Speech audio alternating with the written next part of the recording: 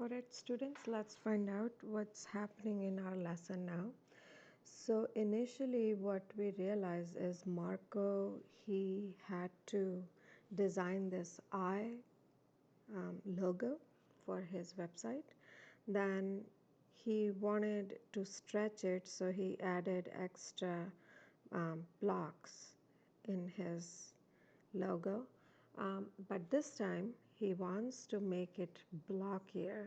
Okay, so then this is what he came up with. So when size is 1, that means your n is 1. Then in that case he had altogether 7 of them.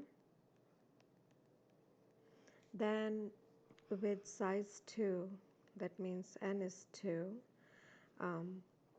this time instead of having 1, he had 4 of them together. Instead of having this one, he had 4 of them together.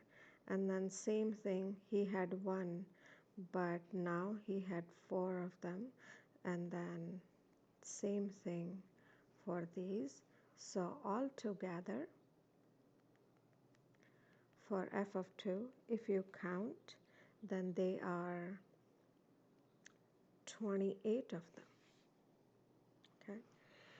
Then let's find out what's happening here. When n is 3, then instead of having 1, he has 3 this side, 3 this side. All together he has 9 of them. He has 3 this side, 3 this side, and all together he has 9 of them. Okay, so and same thing here. Now if you think about it, 3 times 3 gives you 9. So your square, one side is 3, another side is 3, and all together in the square you have 9 of them. So if you count, then they are 63 of them. And if you think about it, if your f of n you want to find out, then all you are doing with each square is you just squaring your n. So it's n squared, and all together how many squares do you have? So you have 1 here, 1 here, 1 here, 1 here, 1 here, 1 here, 1 here. So they are 7 of them. So that's why you put 7n squared, because there is 1 square, okay, and that is expanding. So initially you had 1, when you had 2, then you had 2 side here, and the side is 2 here. All together this is 4.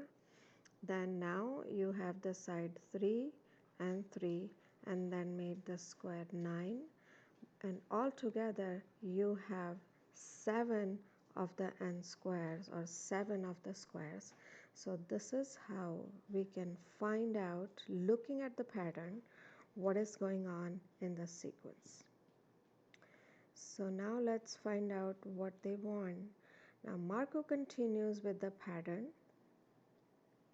So then we need to draw the next size, the next figure with the size 4. So your n is 4. We need to find out where is n of 4. And then again, mathematical way, we can find out, because we already figured out that is n squared, and there's 7 of them. So if you just plug in 4 for this, so 4 times 4 is 16, and then times 7. So then your f of 4 will be 112 blocks. But let's draw it. So because n is 4, so then let's start from the top left. So you will have 4 blocks on one side, then 4 on the other side, and this will give you one whole square, and there are 16 of them altogether if you count. Then same thing, you will have 4 side, the side of 4, then the side of 4, altogether there are 16, then side of 4, side of 4, so there's 16, 16. Same thing here, side of 4, side of 4. So this is how, when n is 4, our shape will expand. So this is also 16, 16 of them, 16 of them, 16 of them. If you add all of them, you will end up with 112 blocks in the logo. So this is, if you continue understanding the picture, then this is what happens. And we also figured out so far that it is growing as 7 times n squared. Okay, so now let's find out what's happening here. It is asking to develop a mathematical model for it. So it wants us to figure out, we already figured out the explicit rule, but let's find out the recursive rule for it, and then we also have to graph it. So let's have our table ready. So this is n, and this is f of n. Okay.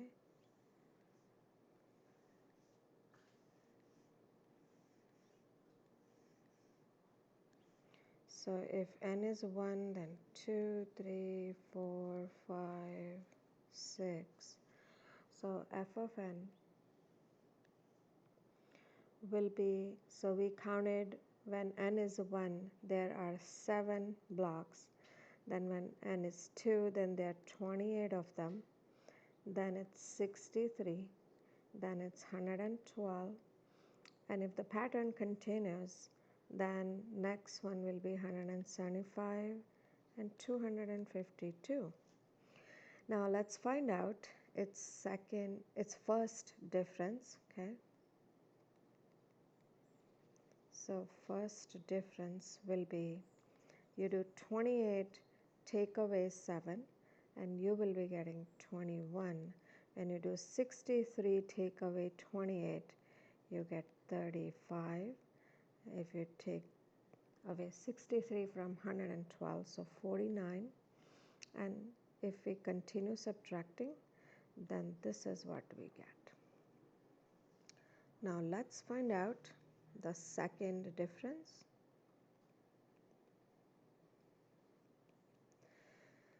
So we are subtracting 35 and 21, we get 14. Then if we subtract these two, we get 14. And for all of them, we get 14. So the second difference is constant. It's a number. So that means it's a quadratic equation, which anyway we figured out. So our explicit rule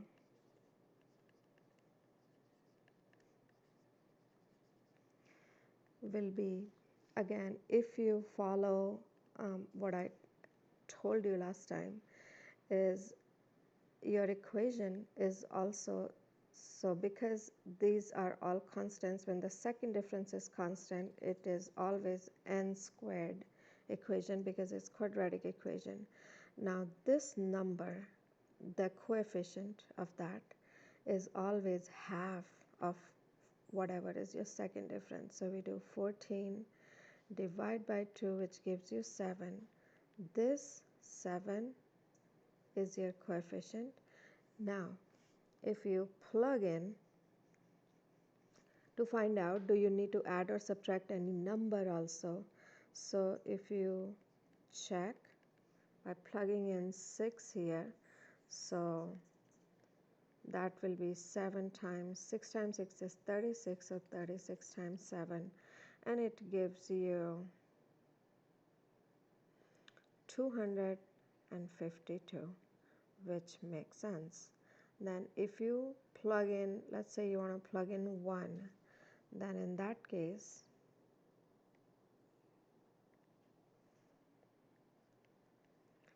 f of 1 will be 7 times square of 1 will be 1. So 7 times 1 is 7, which you have. So basically, you don't need to do anything. You don't need to add or subtract anything, and that is your explicit rule for this equation. Let's find out what is the recursive formula for this. So this is what we will do. So what we are finding out here is, so recursive rule that it is, so recursive rule is always in two equations. One is it is starting with what?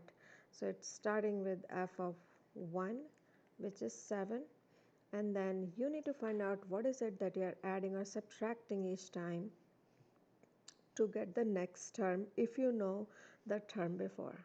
So if you need to find out f of n, then the previous term will be n minus 1, f of n minus 1. So what is it that you are adding to the previous term to get the next one? So we need to find basically a pattern about these. Now let's figure this out. If this is 7, you add 21 to that and you get 28. If you have 28, you add 35 to that to get the next one. So if you look at it, they all appear in the multiplication table of 7. 7 times 3 is 21. Then 7 times 5 is 35. 7 times 7 is 49. So 7 is a constant, and these are the odd numbers. So how do you generate your odd numbers? It's nothing but 2n minus 1 that gives you your odd numbers. Okay, so then all you're doing is you're multiplying 7 to that, so it will be 7 times 2n minus 1.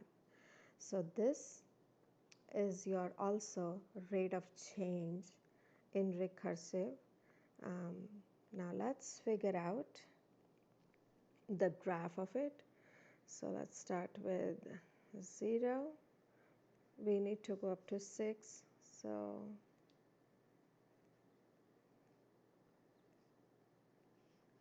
and on this side we need to go up to 252. So let's go by 5. Let's go by 20. So 1, 2, 3, 4, 5. This is 100. And then again 1, 2, 3, 4, 5. So this is your 200. 1, 2, 3, 4, 5. This is your 300. So this on this side is your n, and your dependent is your function f of n. So when it is 1, then it's 7. If this is 20, then 7 will be pretty much less than half. Then 2 is 28. If this is 20 and this is 40, it will be somewhere in the pretty much middle. Then if it is 3, so 63. So this is 20, 40, 60. So that will be very close to 3. Then 4 is 112, so 100. And then this will be pretty much in the middle, because if this is 100 and this is 120, so it will be in the middle. Then 5 is 175, which is very close to this one. and then the last one is 252. So if this is 200, then 220, 40, 60. So it will be somewhere here. So this is how it goes, which is, if you try to connect it, it will look like a parabola. So our function,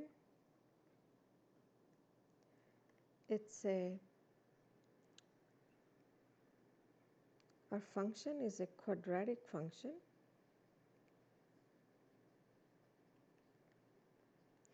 and then the graph of a quadratic function is always a parabola. Okay, now let's come down, and it wants us to conclude now. So let's do this. This is your original logo where he was trying to add one extra block each time, and in this one he was adding the blocks in square, and that's how it was going. So initially if you remember, the function was 5n plus 2. If you scroll up, you will see that it was 5n plus 2. If you check your notes, it's there. Then this one we just did, and it was 7n squared. Now if you compare the equations, here your n has only one power.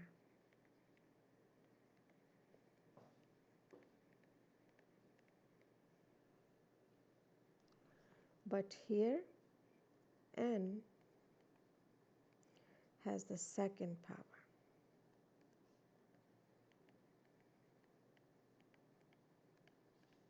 Okay, what I'm talking about right now is this power. Okay, so this is squared, and this is the power. When you don't see it, it's basically 1. So this one has one power, this one has the second power. Now the rates, if you remember, the recursive formula for that one was f of n equals f of n minus 1. That means the previous term, and you're adding 5 to that.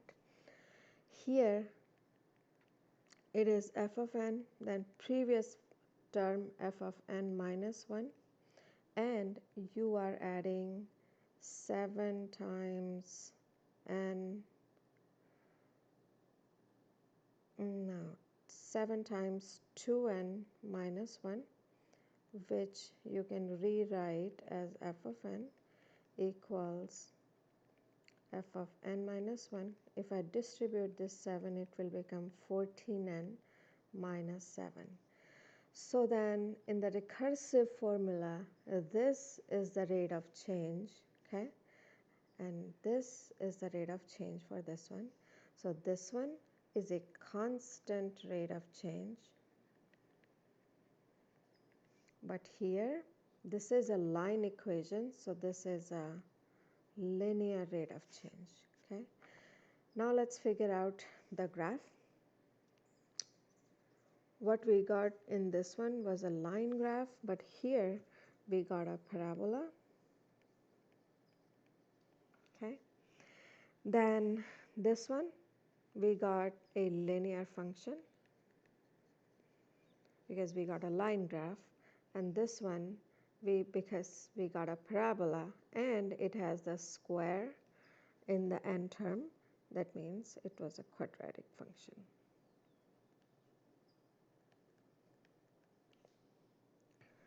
Okay, so now what I want you to do is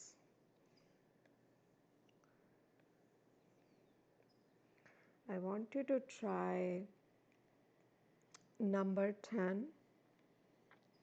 Okay, so find out what's happening. Are you adding anything? So find out first difference, second difference, and figure out, are you adding something? Are you multiplying something? What is happening? Are you dividing with a constant number? So find that out, and based on that decide their explicit and recursive equations. So number 10, A to F, and then number 11 is the graph of whatever you do in number 10. So 10 and 11, all A through F. This is what I want you to try. If you do not finish it in class, then that's homework. Okay.